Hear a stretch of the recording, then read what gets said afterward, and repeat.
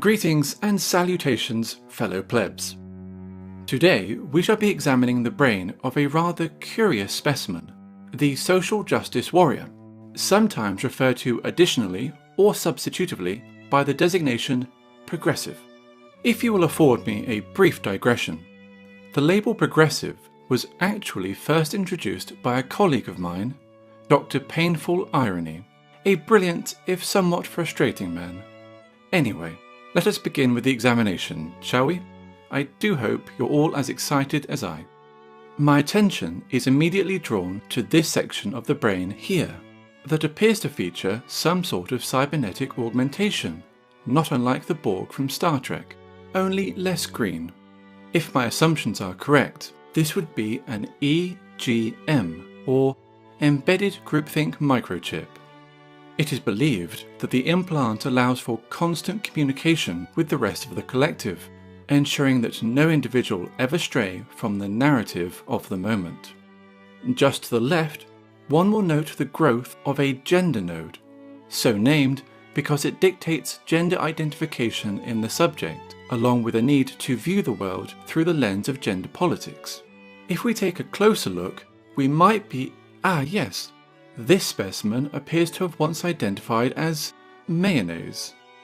I must confess, I wasn't aware that one's gender could be a condiment. Just goes to show how behind the times I am. Kids these days. Further to the left still, we find the entitlement synapse. The size of each adjoining gland will have been determined by the subject's yearly income and other markers of success. We can deduce from the enlarged victim gland and nanny state behavior enabler that the subject was either incapable of or unwilling to accept that money must be earned. Receiving undeserved funds would ordinarily produce an acute sense of guilt. Alas, in the brain of the progressive, the guilt gland is inversely proportional to the victim gland. Therefore, as the subject's sense of victimhood increases, so its feeling of guilt for behaving like a complete and utter tool decreases. At the left edge of the brain, we have what, unfortunately, appears to be the growth of a smarter-than-thou tumour. So rampant was the spread of arrogance that the subject's sense of humour cell was reduced to all but nothing. The po-faced bugger was probably completely unable to distinguish between humour and sincerity. Adjacent to these, we find perhaps the most debilitating anomaly of all, the self-awareness centre. Its yellow nucleus should enable the subject to examine itself objectively, to curb hypocritical and otherwise disagreeable behaviour. Because of its abnormally thick cell membrane and cell wall, however, it seems unlikely the subject would ever have been able to gain access to self-awareness. Indeed, I suspect that, while alive, the individual probably would have been capable of whining about imagined harassment before proceeding to harass anyone who dared to offer a contrasting point of view.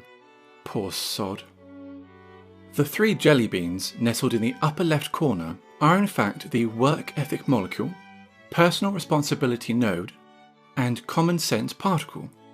Given that all three are unusually small, it would be reasonable to assume that, when living, the subject would have been entirely useless, and blissfully unaware as to how truly useless they were. We move now to the moral relativity grey area, nestled inside which is the progressive's trademark double-think section. The latter enables the subject to hold totally contrary beliefs at the same time as and when the need arises. Fascinating, really. While one might ordinarily experience cognitive dissonance when confronted by two contradictory thoughts or pieces of information, the social justice warrior, by contrast, has evolved to accept both while dismissing the inherent contradiction. For example, and this is completely hypothetical, a female progressive could quite sincerely cry, "Women are being denied a voice," while speaking to a conference hall full of attendees at an event for women's issues whose organisers invited her and other women to speak, and see absolutely no flaw in her reasoning. She might even go on to state that we live in a patriarchal society that harms men. Baffling, really. Absolutely baffling. Situated just to the right of the grey area is the faux indignation sulcus. This is absolutely pivotal to the social justice warrior's way of life, for it ensures that no matter how trivial or inconsequential the issue, say, for example, the pattern of a scientist's shirt, the subject will be convinced that it is offended, and what's more, that everyone should care about that fact. Upon discovery of the faux indignation sulcus, my colleagues and I posited whether progressives may be innately disposed to ethical solipsism, whether there might in fact be an SJW gene of sorts. We refer to it as the "I feel, therefore you should be" gene. I see that below the sulcus sits the crown jewel, the dog's bollocks, if I may be so crass. This is the political correctness lobe, without which the subject would simply be incapable of functioning. We believe that it dictates which words may acceptably be used, and in turn those that may not. It tricks the subject into believing that multiculturalism is not only a good thing, but that it is without flaw, that a country's own flag is a symbol of oppression, but that everyone else's flag is merely an innocuous expression of identity, and that discrimination against a person based on their race or gender is unacceptable, unless that person happens to be male and/or white. Now, this very unusual, shuriken-looking gland is in fact the soft spot, also known as the safe space. It appears to act as a place of refuge for the social justice warrior when inconvenient information is being presented to it. It is said to produce warm fuzzies. Now, while in most humans the heart is situated behind the sternum, among progressives it appears to reside in a corner of the brain. What's more troubling still is that the heart appears to be perpetually bleeding. Moving now to the right edge of the brain, we find what could only be described as an enormous plug. A stopper. A bung. What, one might ask, is such a thing doing in a person's brain? An excellent question, to be sure.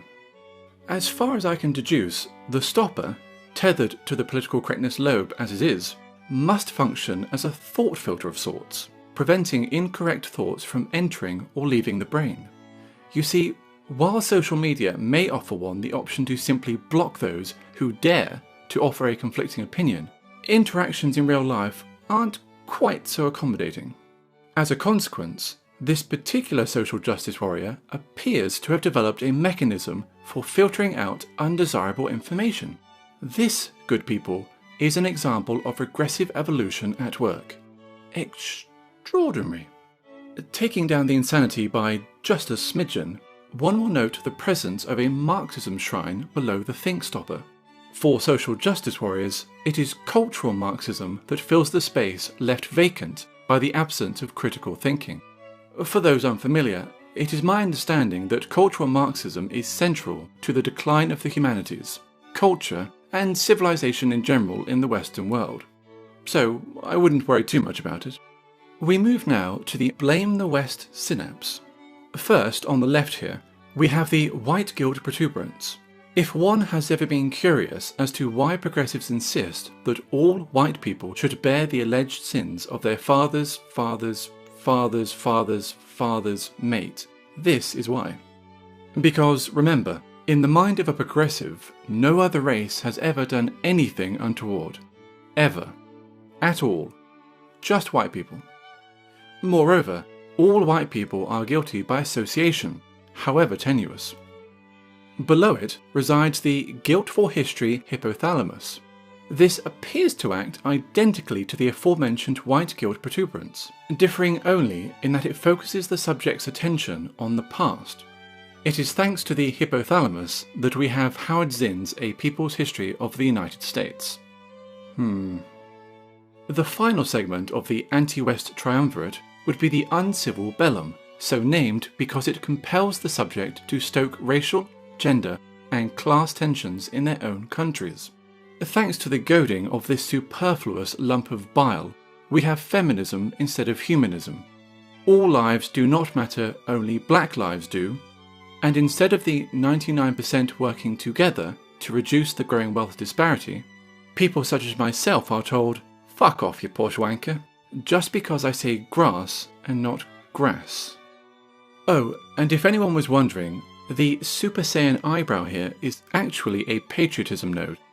Judging by the atrophied nerve endings, however, I very much doubt it was ever actually used. So, with the entirety of the brain examined, I feel confident in stating that the cause of death was unquestionably excessive exposure to logic and human decency. I should imagine that the bigoted bastard's think stopper came loose, and before it had time to scream, "La la la la la, I can't hear you," it would have been all over. Thank you for joining me today, and please do remember, never go full social justice warrior.